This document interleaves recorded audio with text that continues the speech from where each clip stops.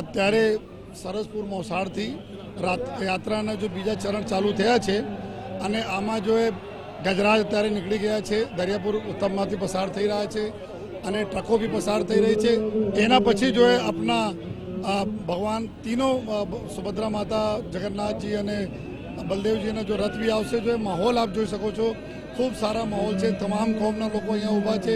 એટલી ગરમી હોવા છતાં પણ જો એ લોકો ભગવાનના દર્શન કરવા માટે તમામ એકતાના પ્રતીક આપતા લોકો ઊભા છે અહીંયા. અને મને પૂરા વિશ્વાસ છે કે સમગ્ર જો પૂરી યાત્રા લોકોના સહકારથી સારી રીતે પૂર્ણ થશે.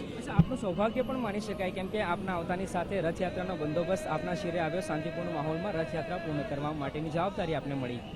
આ તો અમે લોકો બધા લોકો જો ખુશ નસીબ હોય છે જેના ભગવાનના રથયાત્રાના બંદોબસ્ત કરવાના જો મોકા મળતા હોય છે. હું પણ ખુશી છું. અમદાવાદ પોલીસ, સિટી પોલીસના એક ભાગ તરીકે મને પણ આ મોકા મળ્યા છે અને એક ટીમ વર્ક તરીકે આ બધા કામ તો ચાલે છે અને ટીમમાં અમારી પ્રજા બી છે, અમારે મીડિયાના મિત્રો બી છે અને જો પોલીસ બી છે.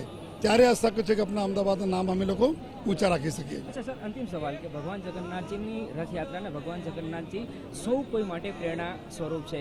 એ ચાહે પોલીસ અધિકારી હોય, જ્યુડિશિયરી હોય, કોઈ પણ વિભાગ, સામાન્ય એક ભક્તજનથી લઈ મોટામાં મોટા અધિકારી.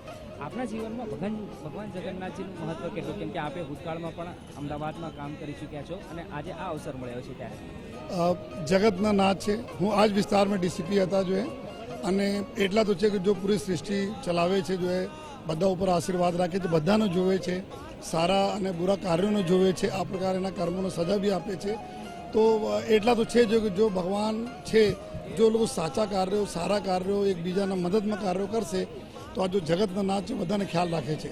તો અમારા જો એક દિવસ તો અમે ભગવાનના રથ ખીંચીએ છીએ, લેકિન 365 દિવસ ભગવાન અમારા રથ ખીંચે છે, સુખ શાંતિના, સમૃદ્ધિના.